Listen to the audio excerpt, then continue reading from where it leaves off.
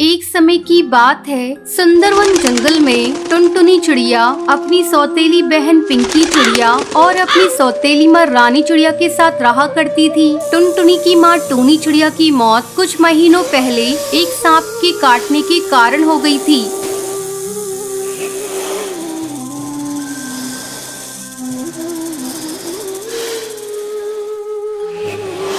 तब बंटी कबूतर एक विधवा चिड़िया से शादी कर लेता है। पिंकी चिड़िया उसी की बेटी थी। पिंकी चिड़िया टुनटुनी पर बहुत अत्याचार करती थी। एक दिन टुनटुनी खाना पका रही थी, तभी पिंकी वहाँ आती है और टुनटुनी से कहती है, मैंने तुझसे चाय मांगी थी, तूने अभी तक मुझे चाय नहीं दी। दीदी ये देखो, मैं चाय ही बना रही हूँ। जैसे ही चाय उबल जाएगी मैं आपको लाकर देती हूँ। थोड़ी देर बाद टुनटुनी चाय लाकर पिंकी को देती है। चाय पीते ही पिंकी टुनटुनी पर चिल्लाने लगती है, ये तूने चाय कैसी बनाई है? इसमें तो चीनी बिल्कुल नहीं है, ले इसे तू ही पी ले। इतना कहकर वो उस चाय के प्याले को फेंक देती है। पिंकी चिड़िया का गुस्सा देखकर टुनटुनी रोने लगती है।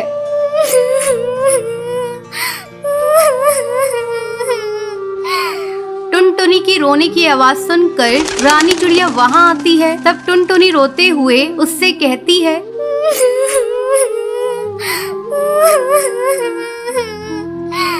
माँ ये देखो, दीदी ने सारी चाय फेंक दी।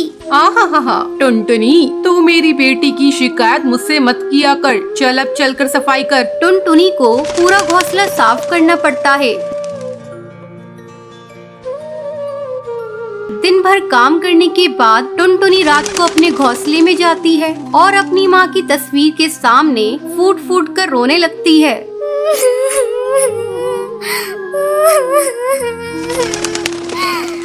माँ तुम मुझे छोड़कर कहाँ चली गई? पिंकी चिड़िया मुझे बहुत सताती है। पापा भी अब मुझसे पहले की तरह प्यार नहीं करते।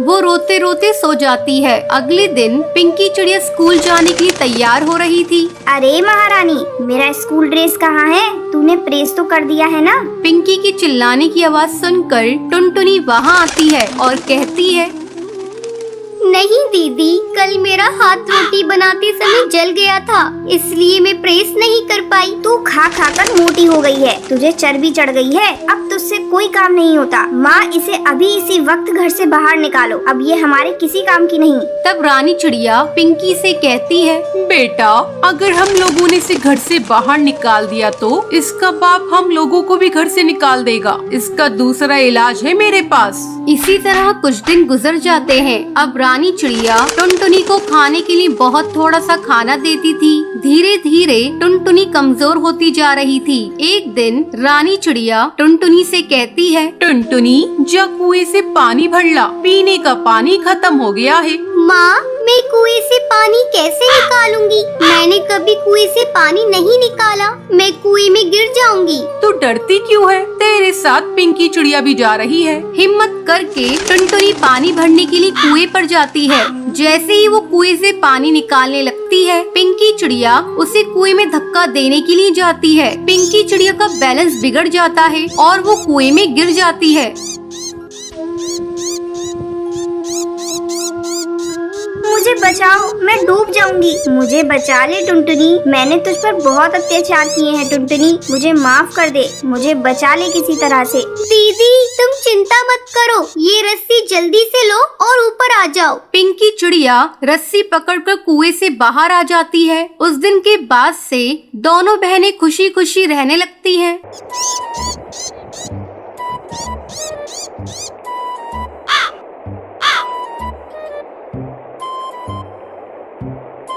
सुंदरवन जंगल में सुंदरी कौवी और टुनटुनी नाम की दो सहेली रहा करती थी। वो दोनों बहुत ही चालाक और कंजूस किस्म की थी। वो दोनों चोरी करने में भी माहिर थी। एक दिन वो दोनों फलों की दुकान पर जाती हैं। सुनिए भाई साहब, इस दुकान में जो भी महंगे फल फ्रूट्स हैं वो हमें दिखाइए। दुकानदार फल लेने ऊपर जाता है। तब टुनटुनी अपनी सहेली से कहती है, सुंदरी तुम दुकानदार को बातों में फंसा कर रखना और मैं ये 2-4 आम चुरा लूंगी।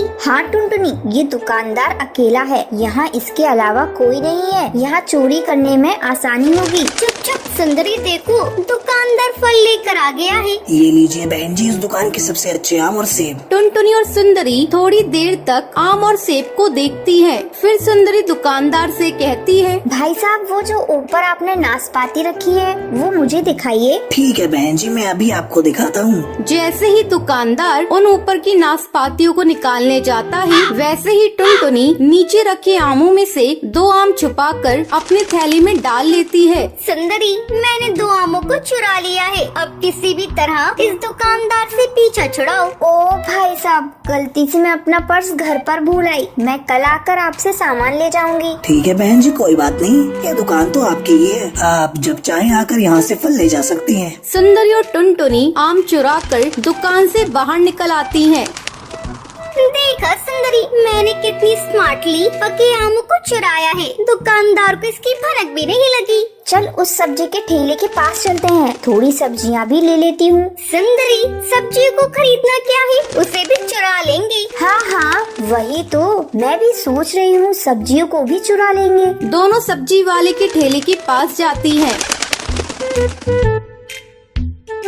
भैया, ये टमाटर कितने किलो दे रहे हो? सस्ते में ही दे रहा हूँ बहन जी, कल 80 की थी और आज 40 की दे रहा हूँ। क्या भाई साहब, टमाटर नहीं, लगता है गोल्ड की रेट बता रहे हो। बहन जी, लेने हैं तो लो, मैं तो इसी भाव में बेच रहा हूँ। इधर भी सुंदरी सब्जी वाले को अपनी बातों में फंसाई हुई थी और टुनटुनी धीरे धीरे सब्जियों को चुरा रही थी। अचानक सब्जी वाले की नजर टुनटुनी पर जाती है। अरे चोरनी, तुम मेरी सब्जियों को चुरा रही थी, लगता है तुम दोनों दोस्त चोरनी हो। अरे भैया, तुम ये कैसी बातें करते हो, तुम्हें मैं चोरनी दिखती हूँ? और ये तो छोटी सी बच्ची है, अनजाने में तुम्हारी इन सब्जियों को ठेले में रख लिया, ये लो तुम्हारी सब्जी के पैसे। चोरी पकड़ी गई तो इसके पैसे दे रही हो। तभी वहाँ वो दुकानदार आ जाता है।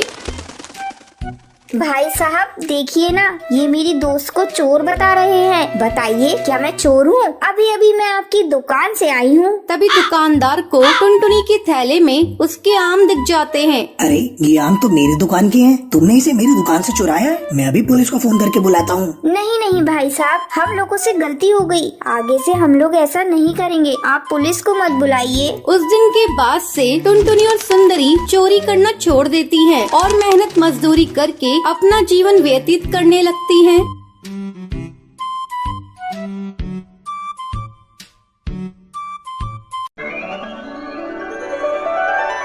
टूनी बहुत ही गरीब चिड़िया थी। किराया न दे पाने के कारण उसका मकान मालिक उसे घर से बाहर निकाल देता है। तब टूनी एक छोटा सा घोंसला डालकर अपनी बेटी के साथ उसमें रहने लगती है। एक दिन, माँ, मुझे बहुत जोर की भूख लग रही है, सुबह से तुमने मुझे कुछ खाने को नहीं दिया। बेटा, घर में खाने को एक भी दाना नहीं है, मैं तुझे कहाँ से खाना खिलाऊं? तू रुक, मैं पड़ोस में जाकर देखती हूँ, अगर कुछ खाने को मिल जाए तो। टूनी अपने पड़ोसन के घर जाती है। मेरी बेटी भूखी है बहन, कुछ खाने को हो तो दे दो। अरे तुम यहाँ भीख मांगने आई हो? मुझे तुम्हें भीख देने के लिए कुछ भी नहीं है। भरी जवानी में अपने पति को खा गई, तुम्हारी तो परछाई भी किसी पर पड़नी नहीं चाहिए। जल्दी हटो मेरे दरवाजे से। बहन, मेरे साथ ऐसा बर्ताव क्यों कर रही हो? भूखे को खाना खिलाना तो पुण्य का काम होता है। मुझे ऐसा पुण्य नहीं चाहिए, जल्दी हटो मेरे दरवाजे से, मुझे बहुत सारे काम करने हैं। बहन लाओ, मैं तुम्हारा काम कर देती हूँ, पर मुझे खाने को कुछ दे दो।